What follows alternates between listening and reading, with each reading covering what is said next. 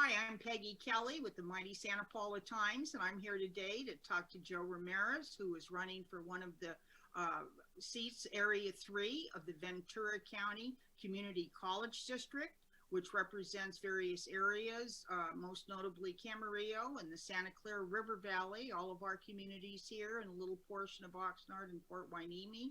He is one of three candidates running for the Area 3 seat, which the incumbent did not seek re-election to. So Joe, thank you so much for joining us, and I appreciate it. Could you tell us a little about yourself before we get started on questions? Sure. Thank you for inviting me. This is a wonderful opportunity to share a little bit with Santa Clara Valley, Santa Clara River Valley, excuse me. But just so you know, I'm pretty much a lifelong resident of our valley, from Fillmore. I left for a few years to go off and get a graduate degree, and I worked at Cal State Northridge and a couple other places where I left a little while, but basically a lifelong resident. I am a graduate from Fillmore High School. I'm a graduate from Moore Park College, so I have more, community college in my blood from the very beginning. I'm a graduate at UC Santa Barbara, and I have a daughter that's a senior there right now. That's really, I'm Oh, proud of her. And I have a master's degree from the Harvard Graduate School of Education. My employment goes back to working in nonprofits in Oxnard, to working as a consultant in educational consulting.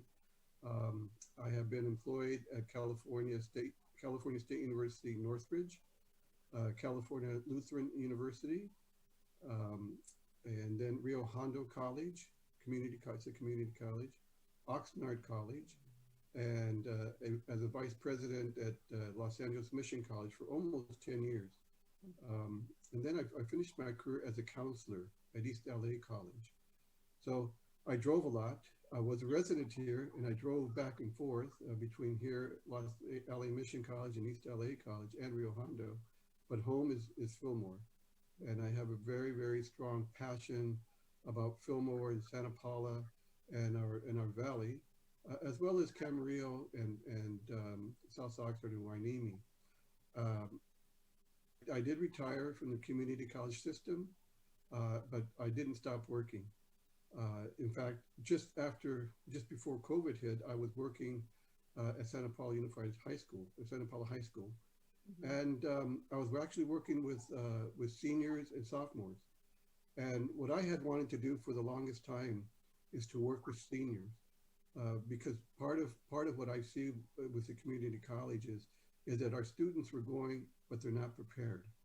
And so I was working with a handful of students and then offering services to the whole of the senior class so that we could prepare them both in English and math and just to understand how to navigate, because as a community college dean and vice president and counselor for 20 years, I saw what we did wrong. I saw what we did right. But I also saw how students were going to community college, spending 4, 5, 6 years there and leaving without a degree, without a certificate, without the ability to transfer. And after four, 5, 6 years, they Right. did not have a certificate or Right. In fact, the statistic right now in the state of California is only 40% of our students are graduating after 5 years at a community college. And to me, that has always been something that I've argued against. Sometimes I wasn't as the popular guy on campus as an administrator, because I would say when I went to community college, I got it in 2 years. I'm no brighter, I'm no smarter than any of the students that are there today. Why is it taking them so long? And so this has been something I have not just started talking about, I've been talking about for over 20 years. And what is taking them so long? What have you concluded is the drop off, as it were? A big part of what's happened is preparation. They're not aware of what to expect when they get to a community college. So it's a big brand new world, and they don't have people over them and telling this is what they have to do. That there is the idea of having to pass certain classes to move on to the next one. So for a lot of our students, they were failing math and English courses. And math and English courses are gatekeeper classes to either transfer or graduate.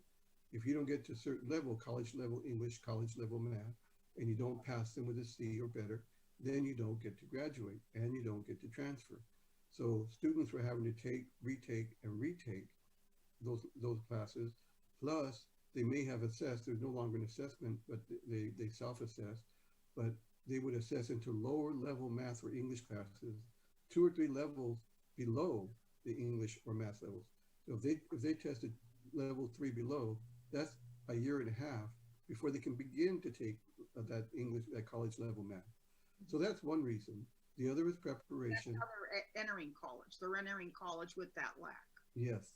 Okay. Yes, and another problem is, they're not able to get the kind of advisement that I think that they need, and they should have that before they get even to the community college. This is what I was trying to do with our seniors in Santa Paula, to help them develop a plan, so when they go very first day, they know what they're going to do. They need, if they're going to transfer, they know they should go to a transfer center counselor. They know they should start talking about, well, even if they didn't know where they wanted to go, find out what the requirements are, find out what the classes are in order to do that in a 2 or 3 year period of time. Okay, so in other words, a plan. They have to have a plan before they leave high school, and they have to have their path already selected and basically ease through as far as how they're going to get there through the college system. Yes, and what's curious about this is that in 2012, the state started to fund community colleges for something called the 3SPs, Student Support Services Program, that was giving funding to do exactly this. I was still a vice president. When we started getting this funding, and over the years, incrementally, those dollars increased.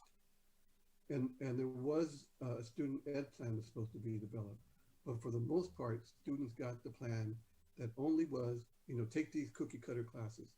And to me, they weren't the kind of solid classes that really forged our students ahead. Because if they were, the number wouldn't be 4 out of 10. The number would be 6 out of 10, 7 out of 10.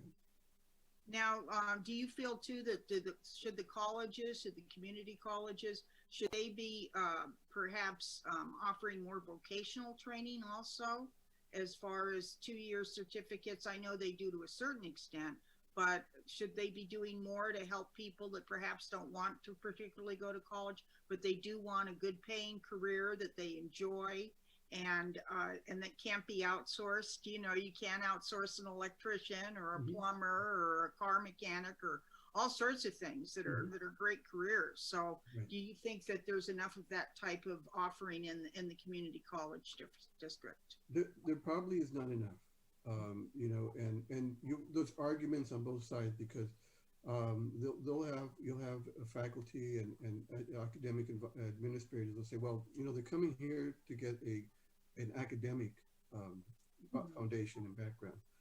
But as the years have gone, there have been the programs that have been more career oriented, health allied programs, vocational. And what we need to do is take a look at what we have, what's the need, because there's really a need to develop partnerships with the trades, the unions, allied health, to find out what's the need out there. Because that's where a lot of our young people want to go out, and just any re-entering student want to go out and find an occupation. They may not have 5 or 6 years to go to go get a bachelor's degree or a master's degree, let alone a master's degree. So we need to do a better job of offering what it is that the students want. If it is, and we probably could look at, we have 3 campuses in our district. One campus could provide certain vocational, occupational classes and courses and programs in one college, and then another college could offer a few more. And there, because we're not that big of a county, people can go from here to Moorpark, from here to Ventura, and to Oxnard, and be able to go to a program that better suits their needs. So yes, I do think that we need to beef up our vocational programs, but in a very smart way, with partnerships. Not just do it, but with partnerships with business and unions and trades and allied health. Okay, yes. Interesting. Hold on one second. I'm at my office and I have Sure. no idea why anybody would be trying to call me on a Saturday. But there you go. So anyway, I just hung up on somebody that probably Breaking might news. have been the future president of the United States, but I Yeah. want to talk to Joe. So, Yeah. there you go. But anyway, now you've, of course, you're a resident here, and you were aware of Measure S, of course, and you're paying for Measure S just like Yeah. everybody else in Ventura County is, which I think is approximately $20 per $100,000 on Mhm. your assessed value of your property. And I know you've been talking a lot to the people out here in this area. You kicked off your campaign at the East Campus in Santa Paula. I did. What are you hearing? What are your feelings about educational opportunities in the Santa Clara River Valley and the fact that they have not didn't receive what they were expecting to receive and through Measure S? Right. And I was actually the dean of student services at Oxnard College at the time of the Measure S was Oh, passed. okay. So I was aware, everybody was aware of what the plans were. And you go out in a bond measure and you put these plans together. Each campus puts a plan together and say, this is what we want. Ventura College specifically wrote into their proposal, into their part of the bond measure, is that we wanted a center in Santa Paula, Santa Clara Valley Center, right? And the numbers kind of go back and forth. It's somewhere between 25 and $40 million. I'm going to go on the lower end, like 26 or $27 million, I think it was around 25. Yeah. right? So around that number. And so there was a lot of hope, and at the time that Santa Clara Valley would have an educational center and perhaps a university center in the future. Mhm. And as the years went by, the funding of projects started to happen. And so Moorpark got their first components up, Ventura got their first components up, Oxnard started theirs. And so what starts to happen is that there's overruns and the money is spent. And so when it came time, and Ventura College, my understanding, started to use some of those funds. They had I think Toyota or a Honda program over where the old Teen Ford, Drive. right out in that area. They started those, spent a couple $1 million out there, and was thinking we're going to develop this and this in the future. And I remember talking to the president of the college at the time, Larry Calderon, about the plans, and it kind of died there. That Yes. the funding was now being diverted to different places, and there may have been some projects that were not part of the bond measure that received what could have been the funding for the Santa Clara Valley Center. So it didn't happen. Those funds are gone. They're not available. So I know that I've been a part of the Santa Clara Valley Together. We've had discussions. We've had town hall meetings with the chancellor and some of his administrators And about. this has been going on a couple of years, Oh, correct? yeah, yeah. Yeah. Long, longer than that, because I know that folks, especially in Santa Paula, have been on top of this, Yes. Been attending meetings and yeah, for studies and all several that. years. But it's been a real intense movement the last maybe 2.5, maybe 3 years. Mhm. And so we really haven't got much word. The incumbent um, didn't speak to it at all. When they had the town hall meetings, he might have been in Santa Paula, but I know he wasn't here in Fillmore. Mhm. The trustee from Oxnard came and said, well, I didn't really have to be here, but I'm here because I'm curious of what it is that you folks want. And what we, Arthur, yeah, Arturo Hernandez. yeah, Yes. what we want is our center. We're paying for it. We continue to pay for it. We've got probably another, that was 18 years, we at least got another 12 years to pay for what we thought we were going to get. So there are possibilities. And my guess is the only way that we would get a center would be to have another bond measure. But I think there's opportunities. Even we have a center, and my thoughts is this: is that we have a center. If we can develop some certain partnerships, we need to develop enough what's called FTES, full-time equivalent students. Students. Mm-hmm. That I think right now we're at about 125 to 150 FTES. We have to get to 500 before they'll do what's called a letter of intent or a letter of support. Mhm. And first thing we have to do is to increase the enrollment at our center, our current center. And then once we see that, I think we can start to move and move fast to say, we're at 500, we're going to get to 1,000 because it's possible. There's discussion as if we get that many FTES, we're going to draw from Ventura College. And I would argue there are enough students. There are students that are not attending college because of the distance. That would go if we started off more courses at our center, which would then increase FTES and then move us towards that. So I hope that what my plan would be is to have the discussion about the current center, how to continue to fund it, how to continue to enroll more students, increase the FTES. That brings people from all over the county. You've got people that would come from Sadako, you got people Santa Paula, Fillmore, Pyro, right?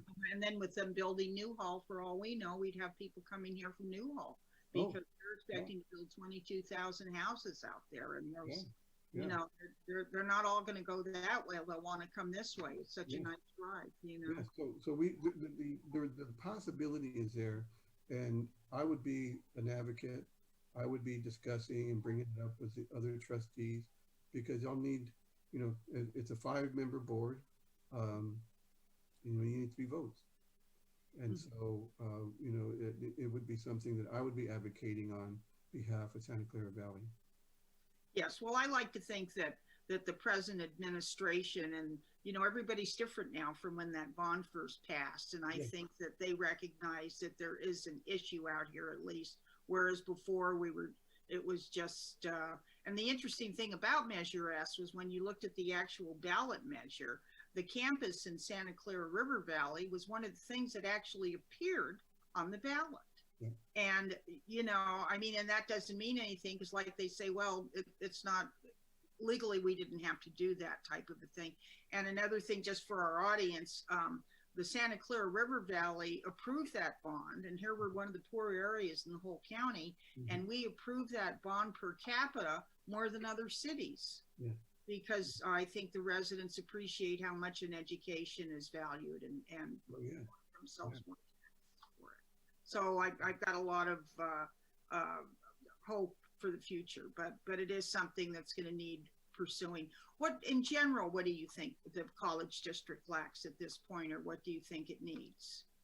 I do think that there's a lack of the kind of direction that's needed for our students. And I say that because if we were really to take a look at what we're doing, and we just look at just the statistics, you know, 4 out of 10 students are successful in 5 years or more. If I'm sitting there and going, there's something wrong. You know, we need to make a shift. We need to have some transformation of because what is going on our campuses. If our students are not being successful, we need to ask the question why. I don't think anybody's really asking the question why. I know that I had a conversation with a trustee in probably early February, and they shared with me, you know, we're doing really well. We're getting 40% of our students. And I looked at them and said, do you really think that's good? I mean, seriously, I mean, if 40%, and we're not really talking 40% because it's probably a lot lower than that, or somewhat lower than that. How can we sit and just say we can accept that? Because these are young people and re-entering students that are coming into our community college with the hope of being able to take something with them when they leave. 6 out of 10 are not. So that's a formula for failure, as far as I'm concerned, right? So I think we need to look at how we provide advisement and counseling services. I know that we need to provide better services at the feeder high schools. For Ventura, it includes, you know, Ventura High School, Bueno High School, Santa Paula, Fillmore, and there's probably a couple others. To have really a really increased presence there, so that they're talking, and that I would love to see faculty talking to faculty, math teachers from the college, math teachers from the high school talking to each other, English teachers from the college, high school talking to, start bridging the gaps as to why our students are not doing that may have gotten A's in at high school level and go to the community college and fail. I'm always a little confused because I always thought two and two equal four. So if a student is in algebra one and two, they should be able to move into the next level of college math. Somehow the equations don't work out that way. So there's a lot of different directions, and then I think it really starts with a hard conversation, a hard look, not necessarily pointing fingers, but taking a hard look as to why our students aren't more successful and what can we do about that. I have a lot of ideas and what we can do. I just shared a couple about just the feeder high schools having a larger presence. That because there is a good presence. I'll give, have to give it to the financial aid office, the admissions office, and some of the student services that come and provide, how do you apply? How do you get financial aid? Some of the basic things that you need to have when you go into the community college, right? Mm-hmm. But they still aren't being able to navigate. Now they have the funds. Now they've got access, but they're not making it. Yeah. Mm-hmm. Yeah, that's troubling. Yes, that is. Yes. What do you think, just to shift gears a little, what do you think is the future of distance learning? Do you think now that, and I know the district had already started online classes way before COVID started, which was a great resource. Do you see that we're going to see more and more of that? I know now we've got that issue going on because of COVID, but do you think it's something now that's going to be a little more prevalent because it's more convenient, or how do you feel about that in the future? I do think we'll have more classes online. Mm-hmm. There is an opportunity here.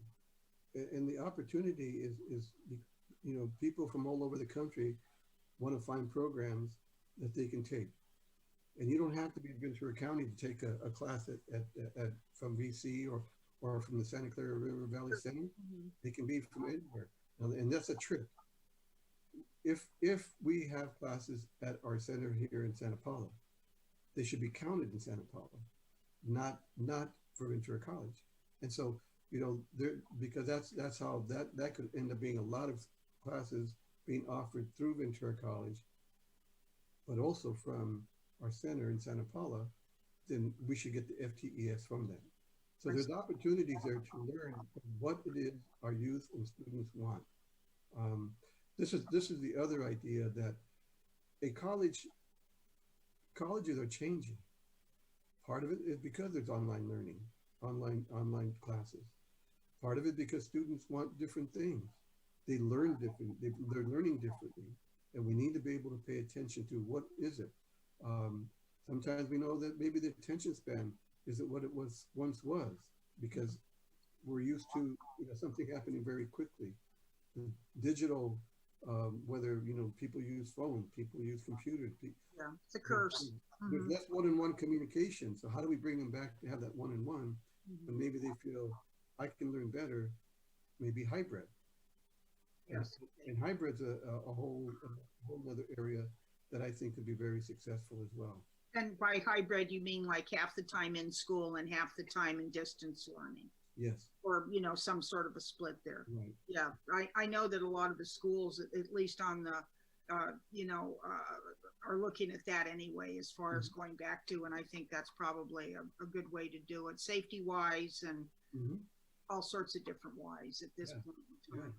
All right. Well, Joe, is there anything you'd like to add? Maybe perhaps I should have asked you and I didn't, or anything else that you're thinking about, or what you see? Yeah, one of the things in this race that I would say is this. I think that people can depend on me. I think people would be able to know that I'm not working at another job. I'm not going to be involved in other things that would take away my time from being a trustee. I'm basically going to be 100% of a trustee. I have that, that real, in Spanish we call it ganas, the desire to really help and be a strong voice for a student advocate. And student advocate, there's a lot of things in student advocacy. It's not just about one group of students, but you have, a DACA student, immigrant students, students with financial need, students that are homeless, students that feel disenfranchised, the LGBTQ community.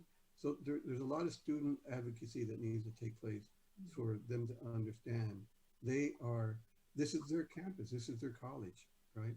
Mm-hmm. So my plan is to be a full-time trustee and not just go to meetings, not just accept reports that I'm given by the district, but to ask questions and to ask hard questions and listen to students, listen to the partnerships in the community, and find out what people want really from our community colleges.